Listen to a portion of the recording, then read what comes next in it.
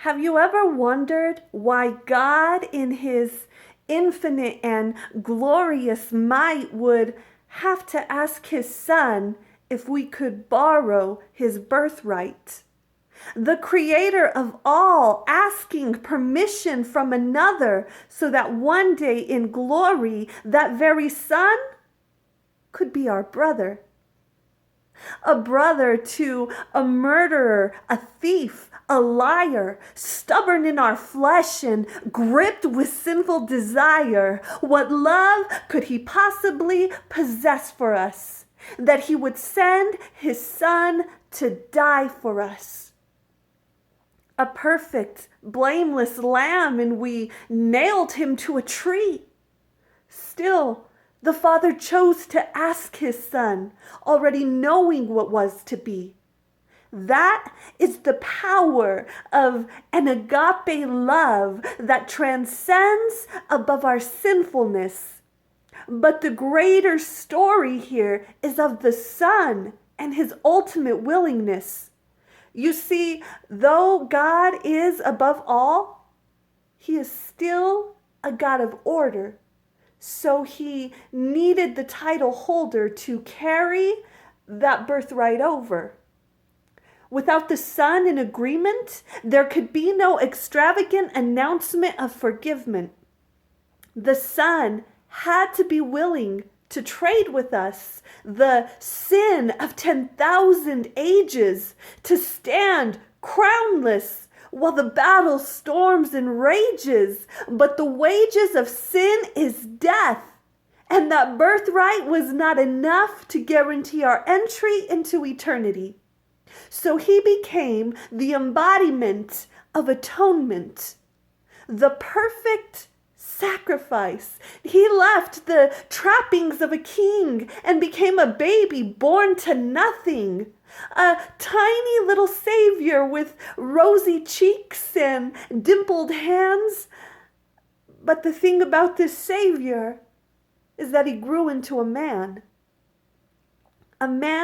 who would walk among us, to share in the struggle like us, to labor in love for us, bringing the gospel to us. And though he was perfect, there was still enticement, but he used prayer to seek enlightenment. His thoughts invaded with temptation as he stood upon a temple with the promise to rule all nations. But true love conquers all. And his love for us ensured that he would never fall. Why? Fast forward to the Garden of Gethsemane, Jesus preparing for that final victory, the one to go down in history. God's mercy, no longer a mystery.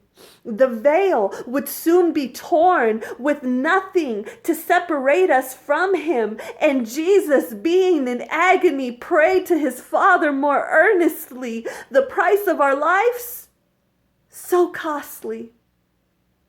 His sweat becoming like great drops of blood falling to the ground. Indeed, those bloody tears more costly than a crown. My sin, the reason for his overwhelming sorrow, still chose to walk that path to ensure I'd have a tomorrow.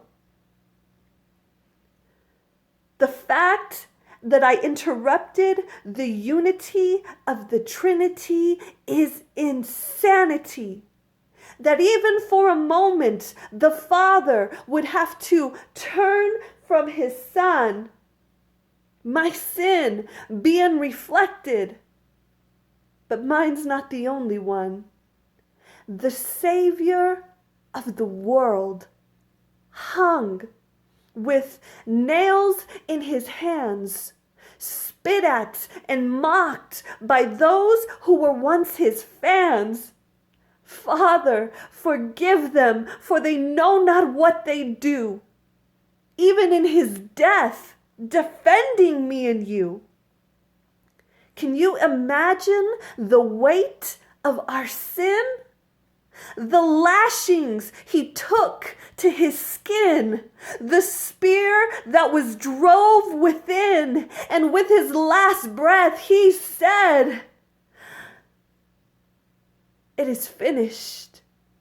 The keys to hell relinquished, my enemy vanquished, my birthright established. I no longer fear death's sting, for I am now a sibling of the risen King, adopted by the Father and welcomed in his sight, all because of Jesus and the sacrifice of his birthright.